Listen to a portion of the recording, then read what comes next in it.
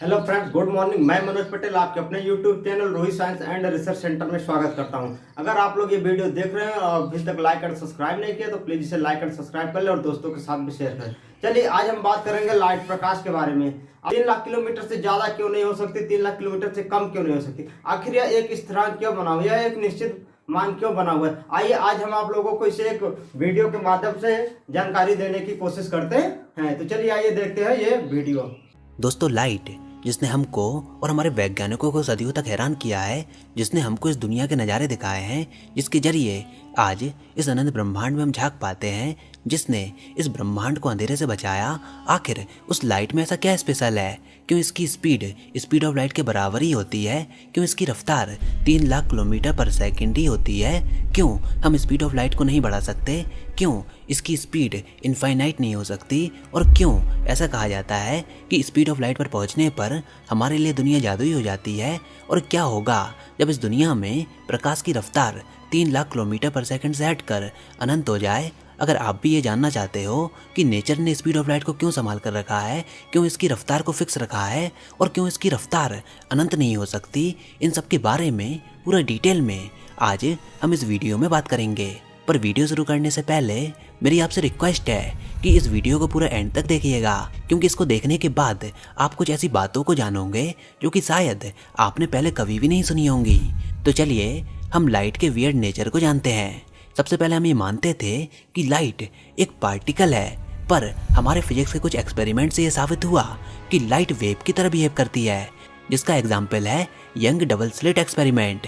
पर फिर कुछ एक्सपेरिमेंट ऐसे भी आए जहाँ पर लाइट पार्टिकल की तरह बिहेव करती थी, जैसे कि फोटो इलेक्ट्रिक इफेक्ट। लेकिन इसका फाइनल नेचर तब सामने आया जब मैक्स प्लैंक ने ब्लैक बॉडी रेडिएशन को एक्सप्लेन किया। ब्लैक बॉडी रेडिएशन को सेंस में लाने के लिए लाइट को क्वांटाइज्ड होना पड़ेगा। पर अब हम ये जानते हैं कि लाइट एक क्वांटम ऑब्जेक्ट है। ये वैसे तो वेव की तरह बिहेव करती है, पर मेजरमेंट करने पर ये अपनी प्रॉपर्टी को चेंज करके पार्टिकल की तरह बिहेव करने लगती है। और इसको हमको वैसे ही डिस्क्राइब करना होगा जैसे कि हम बाकी के सारे क्वांटम ऑब्जेक्ट्स को करते हैं, मतलब श्रोडिंगर इक्वेशन के वेव फंक्शन से इसको डिस्क्राइब करना होगा। पर इसके बाद एक काफ़ी ज़रूरी सवाल ये आया कि अगर लाइट वेव है तो वो कौन सा मीडियम होगा जहाँ पर ये ट्रेवल करेगी, जिसके द्वारा ये प्रोपोगेट करेगी। तो क्लासिकल मैकेनिक्स ने हमको इस चीज़ को समझाने की कोशिश की। उन्होंने हमको ईथर का कंसेप्ट दिया कि लाइट जिसमें ट्रेवल करती है वो मीडियम है ईथर। पर माइकलसन मॉर्ले एक्सपेरिमेंट ने साबित किया कि ईथर जैसा कुछ भी नहीं होता। पर जब एल्बर्ट आइंस्टीन सामने आए तो उन्होंने इन सारे आइडियाज़ को मार दिया अपनी स्पेशल थ्योरी ऑफ रिलेटिविटी के द्वारा। उन्होंने बताया लाइट किसी भी मीडियम में ट्रेवल नहीं करती, बल्कि लाइट हमेशा वैक्यूम में सेम और फिक्स कांस्टेंट स्पीड के साथ ट्रेवल करती है, और वो ही है उसकी मैक्सिमम पॉसिबल स्पीड, जिसको हम कहते हैं स्पीड ऑफ लाइट। और हम लोगों ने इसको काफ़ी एक्यूरेटली और प्रिसाइजली मेजर भी किया है। पर आखिर यूनिवर्स के पास ये स्पीड लिमिट क्यों है? क्यों ये लिमिट एक नंबर है? क्यों ये इनफाइनाइट नहीं है? तो दरअसल speed of light empty space की 2 फंडामेंटल प्रॉपर्टीज़ पर डिपेंड करती है, और इन दोनों प्रॉपर्टीज़ को हम बोलते हैं परमिटिविटी और परमिएबिलिटी। ये 2 कांस्टेंट हैं जिनकी अलग अलग मीडियम में एक फिक्स वैल्यू होती है, और यही स्पीड ऑफ लाइट को डिसाइड करते हैं। पर कोई भी थ्योरी ये एक्सप्लेन नहीं कर पाई कि ये दोनों कांस्टेंट कहाँ से आए। पर आप इन दोनों कांस्टेंट को ऐसे समझ सकते हो कि ये दोनों स्पेस के रेजिस्टेंस को रिप्रेजेंट करते हैं। मतलब ये कांस्टेंट्स इलेक्ट्रोमैग्नेटिक वेव्स के प्रोपोगेशन के लिए स्पेस में रेजिस्टेंस की तरह काम करते हैं। और अब जानते हो कि लाइट एक इलेक्ट्रोमैग्नेटिक वेव है, और क्योंकि स्पेस रेजिस्टेंस को शो करता है तो इलेक्ट्रोमैग्नेटिक वेव के प्रोपोगेशन के लिए यहाँ पर जस्ट इन्हीं दोनों कांस्टेंट के कारण स्पीड ऑफ लाइट की एक फाइनाइट वैल्यू होती है। अगर वैक्यूम की रेजिस्टेंस काफ़ी ज़्यादा हो जाए तो स्पीड ऑफ लाइट और भी कम हो जाएगी, और अगर इसकी रेजिस्टेंस काफ़ी ज़्यादा कम हो जाए देन स्पीड ऑफ लाइट और भी ज़्यादा बढ़ जाएगी। तो जब लाइट अलग अलग मीडियम से पास होती है तो परमिटिविटी और परमिएबिलिटी ही 2 फैक्टर्स हैं जो ये डिसाइड करते हैं कि उस मीडियम में इसकी स्पीड कितनी होगी। और इस दुनिया में जितने भी मीडियम हैं उनमें से सबसे कम रेजिस्टेंस शो करता है वो है वैक्यूम। इसी कारण speed of light maximum vacuum के केस में होती है।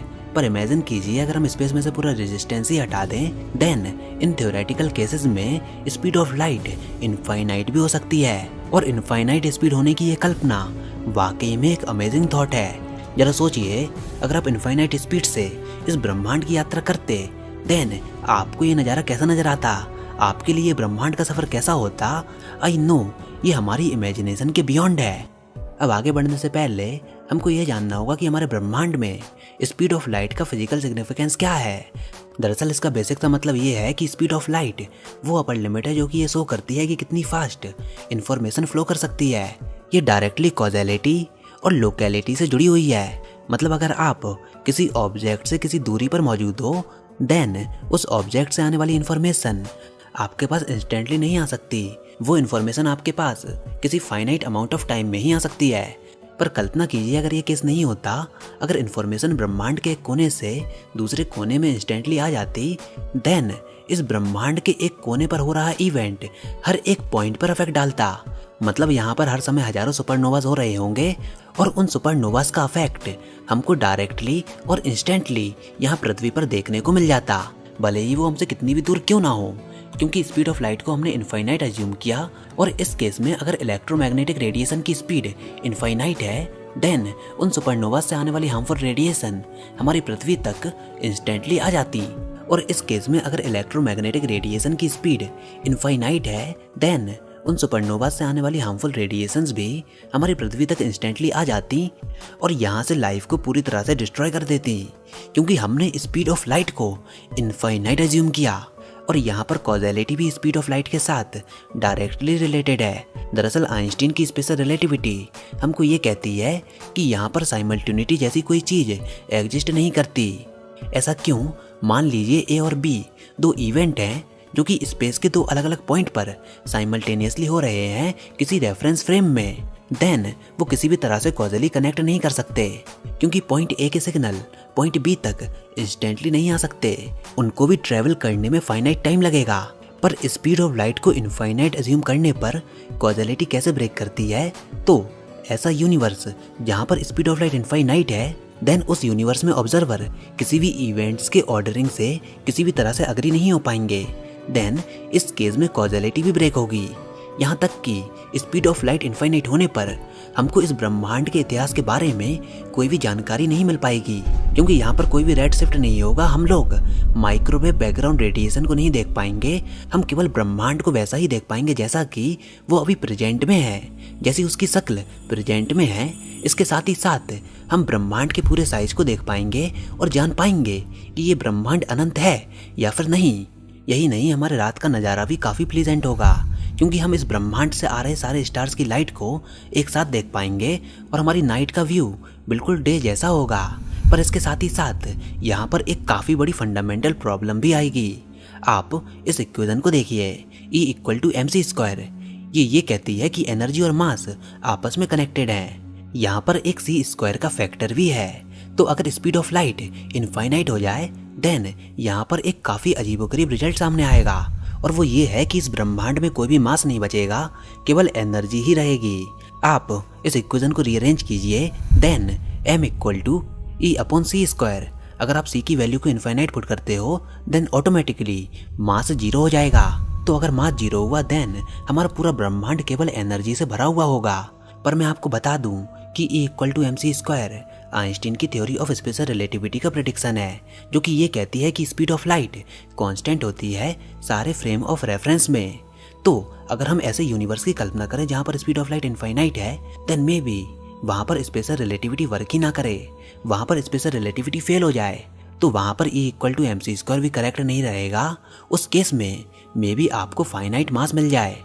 अब देखिए, वैसे तो स्पीड ऑफ लाइट अलग अलग मीडियम में डिफरेंट होती है, जैसे कि वैक्यूम में अलग होती है, ग्लास में अलग होती है, वाटर में अलग होती है। पर अगर हम गॉड से कहें कि स्पीड ऑफ लाइट वैक्यूम में भी वेरी होने लगे, देन उस कंडीशन में क्या होगा? देन इस कंडीशन में हमारी पूरी फिजिक्स को हमको दोबारा से लिखना होगा। पिछले हजारों सालों से जो मॉडर्न फिजिक्स को हमने डेवलप किया है, उनके रूल्स को हमको दोबारा से बनाना होगा, क्योंकि अगर स्पीड ऑफ लाइट वेरी करेगी, देन स्पेशल रिलेटिविटी में हमने इस स्पीड को कांस्टेंट माना, वो हमारा अजम्पशन ही रॉन्ग हो जाएगा। इनफैक्ट क्वांटम फील्ड थ्योरी भी गलत साबित होगी, क्योंकि वो भी स्पेशल रिलेटिविटी को फॉलो करती है। इनफैक्ट हम अपने क्लासिकल एरा में वापस आ जाएंगे, जहाँ पर न्यूटन के नियम वर्क कर रहे होंगे। स्पेस टाइम का कोई भी कंसेप्ट नहीं होगा, टाइम एब्सोल्यूट हो जाएगा हर जगह पूरे ब्रह्मांड में। समय एक ही रफ्तार से चलेगा, यूनिवर्स की सारी स्पीड लिमिट हट जाएगी, तो लाइट इनफाइनाइट वेलोसिटी से चलने लगेगी। यहाँ पर कोई भी स्पीड लिमिट नहीं होगी जो कि ये डिसाइड करे कि कोई इन्फॉर्मेशन कितना फास्ट ट्रेवल कर सकती है, और कॉजेलिटी का आइडिया भी ब्रेक हो जाएगा।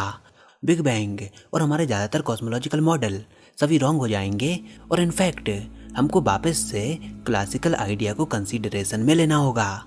तो इसी से आप ये समझ सकते हो कि स्पीड ऑफ लाइट फिजिक्स में इतनी इंपॉर्टेंट क्यों है, क्यों स्पीड ऑफ लाइट को फिजिक्स में कंजर्व रखा जाता है, क्यों ये सारा ब्रह्मांड स्पीड ऑफ लाइट को कांस्टेंट रखने के लिए समय और अंतराल को बदलता है। स्पेस खुद एक्सपेंड हो जाता है, टाइम खुद डायलेट हो जाता है, पर किसी भी हालात में किसी भी ऑब्जेक्ट की स्पीड को वो स्पीड ऑफ लाइट से ज़्यादा नहीं होने देता।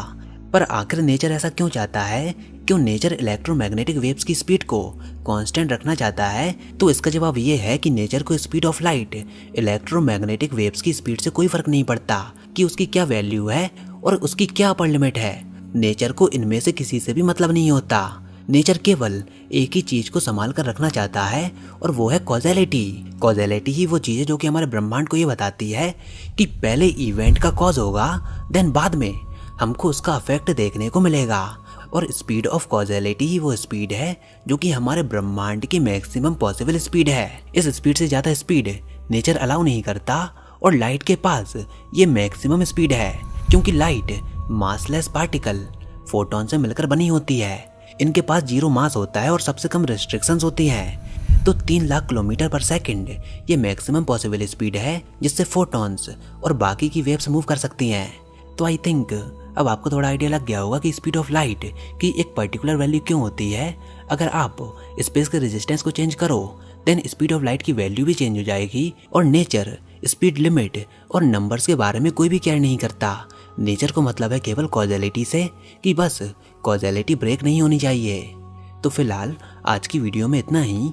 आई होप आपको ये वीडियो जरूर पसंद आई होगी। अगर ऐसा है तो इस वीडियो को लाइक कीजिए, अपने दोस्तों के साथ शेयर कीजिए, और अगर आपने हमारे चैनल अभी तक सब्सक्राइब नहीं किया देन इसको सब्सक्राइब कर लीजिए, ताकि आगे आने वाली कोई भी वीडियोस और अपडेट्स आपसे मिस ना हो पाएँ।